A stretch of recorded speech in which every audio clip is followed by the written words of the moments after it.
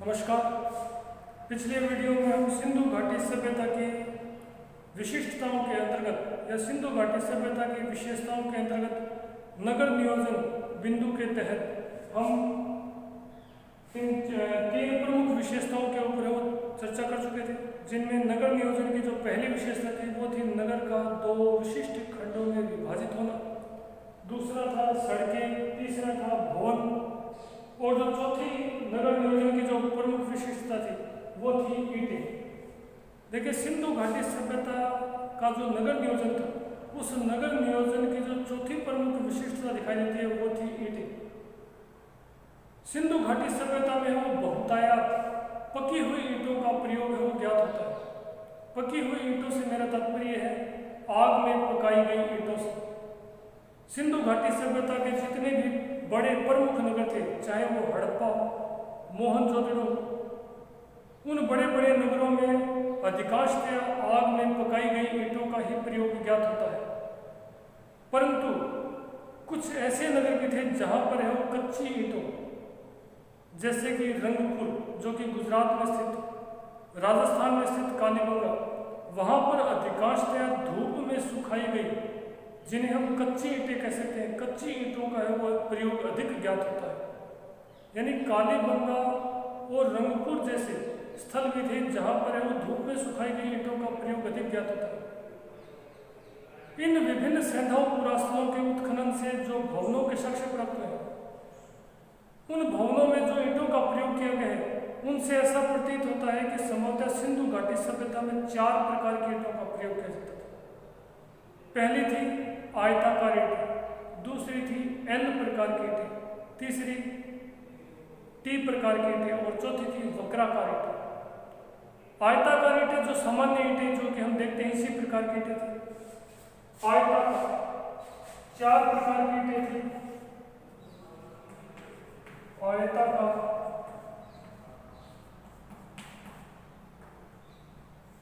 L प्रकार, T प्रकार, चौथा था वक्राकार। देखिए, सिंधु घाटी सभ्यता में अधिकांश ईंटें हैं वो आयताकार ही मिली हैं और इन ईंटों की जो लंबाई, चौड़ाई और ऊंचाई का जो अनुपात है वो 4:2:1 था। यानी सिंधु घाटी सभ्यता में जो ईंटों प्रयोग की जाती थी उनकी लंबाई, चौड़ाई और ऊंचाई का अनुपात 4:2:1। यानी जो ईंटें मिली है वो अधिकांशतः 7.5 सेंटीमीटर ऊंची, 15 सेंटीमीटर चौड़ी और 30 सेंटीमीटर लंबी। 4, 2, 1। यानी सिंधु घाटी सभ्यता में जो अधिकांश ईंटें हैं वो इसी आकार की है, 30 सेंटीमीटर लंबी, 15 सेंटीमीटर चौड़ी और 7.5 सेंटीमीटर ऊंची। अब आप इनको देखिए, अनुपात 7.5 के डबल हो गए 15, 15 के डबल 7.5 का 4 हो गए 30। तो इस प्रकार सिंधु घाटी सभ्यता में जो अधिकांश ईंटें हैं वो आयताकार ईंटें मिली हैं, जिनकी लंबाई, चौड़ाई और ऊंचाई का जो अनुपात है वो 4:2:1। इसी प्रकार सिंधु घाटी सभ्यता में जो दूसरे प्रमुख ईंटें मिले हैं वो एल प्रकार की ईंटें हैं, यानी एक प्रकार से इस शेप में बनी हुई ईंटें। इस प्रकार की ईंटों का प्रयोग है वो सिंधु घाटी सभ्यता में जो भवन बने हुए हैं उनमें जो कोने हैं, मकान का जो कोना था उस कोने में है वो इस प्रकार की ईंटों का प्रयोग किया गया है। यानी एल प्रकार की ईंटों का प्रयोग जो है वो विभिन्न सैंधव स्थलों में जो भवनों के जो कोने हैं उन कोनों में एल प्रकार की ईंटों का है वो बहुतायत प्रयोग किया गया। इसी प्रकार जो तीसरी ईंटें थी टी,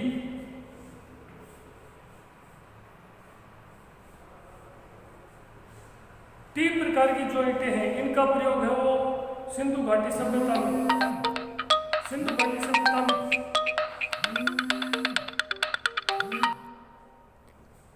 टी प्रकार की ईंटों का प्रयोग है वो सिंधु घाटी सभ्यता में जो सीढ़ियां या सोपान होते थे उन सीढ़ियों या सोपानों में इस प्रकार की टी प्रकार की ईंटों का वो प्रयोग मिलता है।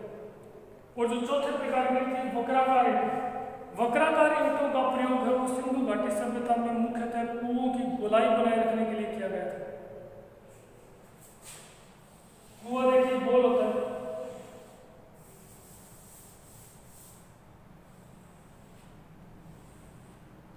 बाहर से चौड़ी और भीतरी जो किनारा है वो अपेक्षाकृत कम चौड़ी। इस प्रकार की जो ईंटें हैं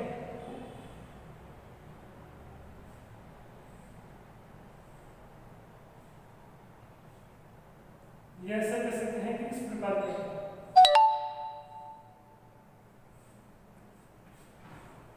इस प्रकार की जो वक्राकार ईंटें हैं उनका प्रयोग सिंधु घाटी सभ्यता में बहुतायत कुओं में प्रयोग किया जाता था। कुओं की गोलाई बनी रह सके इसलिए इस प्रकार की वक्राकार ईंटों का प्रयोग किया जाता था। अब अगला प्रश्न ये उठता है कि सिंधु घाटी सभ्यता में ये जो 4 प्रकार की ईंटें थी इनका चिनाई, देखिए सिंधु घाटी सभ्यता में जो भवनों के जो अवशेष हैं उनसे स्पष्टतया प्रतीत होता है कि सिंधु घाटी सभ्यता में जो ईंटों की जो चिनाई है वो वर्तमान जो ईंटों की चिनाई है उसी भांति होती थी जिसे हम इंग्लिश बॉन्ड सिस्टम के नाम से संबोधित करते हैं। यानी एक ईंट है वो दूसरी ईंट को काटते हुए प्रयोग लगाई जाती थी। ये एक ईंट दूसरी ईंट, ये जो ईंटें हैं एक दूसरे को एक प्रकार से काटते हुए, इसी को बोलते हैं हम इंग्लिश बॉन्ड सिस्टम। तो सिंधु घाटी सभ्यता में जो है वो ईंटों की जो चिनाई है वो इंग्लिश बॉन्ड सिस्टम से की जाती है।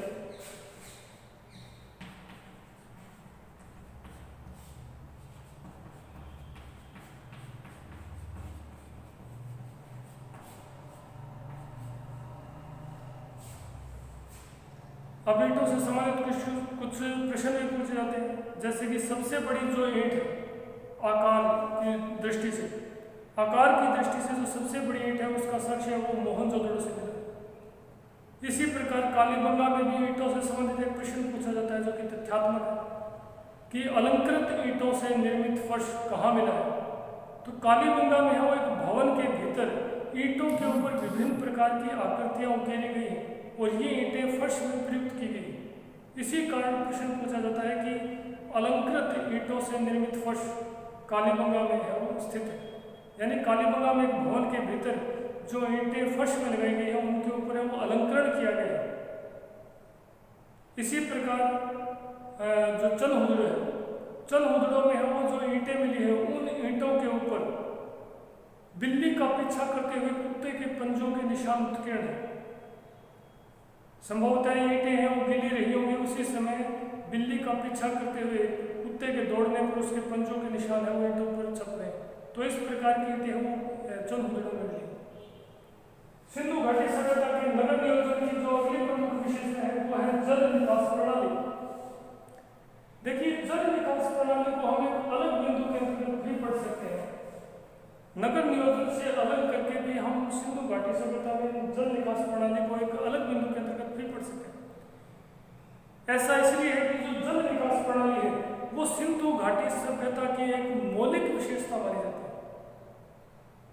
मौलिक विशेषता से मेरा तात्पर्य यह है कि सिंधु घाटी सभ्यता की समकालीन विश्व की जितनी भी अन्य संस्कृतियां थी उन किसी भी संस्कृति में ऐसी उन्नत और विकसित जल निकास प्रणाली कहीं पर भी नहीं मिलती जैसी सिंधु घाटी सभ्यता में मिली। इसी कारण जल निकास प्रणाली को सिंधु घाटी सभ्यता की मौलिक और विशिष्ट विशेषता भी कहा गया है। सिंधु घाटी सभ्यता में जैसी उन्नत वो जल निकास प्रणाली मिली है वैसे सिंधु घाटी सभ्यता की जो समकालीन संस्कृतियां थी, चाहे वो मिस्र हो, चाहे मेसोपोटामिया हो, चाहे यूनान हो, चाहे रोम हो, चाहे क्रीट हो, किसी भी संस्कृति में सिंधु घाटी संस्कृति जैसी उन्नत और विकसित है वो जल निकास प्रणाली नहीं मिली। सिंधु घाटी सभ्यता में जो घरों से जो जल का निकास होता था वो मोरियों के माध्यम से होता था। यानी घर, ये मान लीजिए दीवार है, इस दीवार से बाहर है वो जल निकलता था, ये मोरी होते थे। घर से जो जल का निकास है वो मोरियों के माध्यम से होता था। जो बाहर ये गली होती थी, गली में स्थित एक शोषक गर्त में गिरती थी। यानी घर से जो पानी निकलता था वो मोरी के माध्यम से निकलते ही गली में स्थित जो नाली थी उस नाली में स्थित अवशोषक शोषक गर्त में गिरता था। यानी जहां पर मोरे निकलती थी वहां पर एक सोखता हुआ गड्ढा बना दिया जाता था, गर्त, गड्ढा। ये गड्ढा किस लिए बनाया जाता था? ताकि इन नालियों में मिट्टी, पानी के साथ बहकर आने वाली मिट्टी जो है वो गड्ढे में गिर जाए और पानी का प्रवाह है वो निर्बाध बना रहे, बिना किसी बाधा के पानी बहता रहे। इसी कारण शोषक गर्तों का निर्माण किया जाता था। जब पानी और मिट्टी दोनों इस तरह थे तो मिट्टी नीचे रह जाती थी और पानी जो नाली है आगे जो नाली होती थी वो अपेक्षाकृत इसी लेवल में रहती थी। तो मिट्टी नीचे रह जाती थी, पानी है वो ऊपर नाली में आगे बह जाता था। इस प्रकार गलियों की नालियों में स्थान स्थान पर शोषक गर्त बने हुए थे। ये शोषक गर्त इसलिए बनाए जाते थे ताकि पानी के प्रवाह में किसी प्रकार की बाधा उत्पन्न नहीं हो। और ये जो गलियों की नालियाँ थी ये मुख्य सड़कों की नालियों में मिल जाती थी। इन नालियों का जो निर्माण है वो ईंटों, पत्थरों, चूने और जिप्सम से किया जाता था। इसके अलावा चाहे वो गली की नाली हो चाहे मुख्य सड़क की जो नाले होते थे उनको ढका जाता था, ईंटों और पत्थरों से उनको बाकायदा ढका जाता था। और जो मुख्य सड़कों की जो बड़े नाले होते थे उन नालों को भी एक प्रकार से पूर्णतः ढका जाता था और उनमें बीच बीच में उन नालों की सफाई करने के लिए चैम्बर भी छोड़े जाते थे। विभिन्न सैंधव स्थलों के उत्खनन से इस प्रकार की जो जल निकास प्रणाली मिली है वो विश्व की किसी भी अन्य संस्कृति में इस प्रकार की जल निकास प्रणाली नहीं मिली। इसी कारण से सिंधु घाटी सभ्यता की एक मौलिक विशिष्टता माना जाता है। सिंधु घाटी सभ्यता की जो सातवीं विशेषता है वो है सिंधु घाटी सभ्यता के लोगों की आर्थिक जीवन।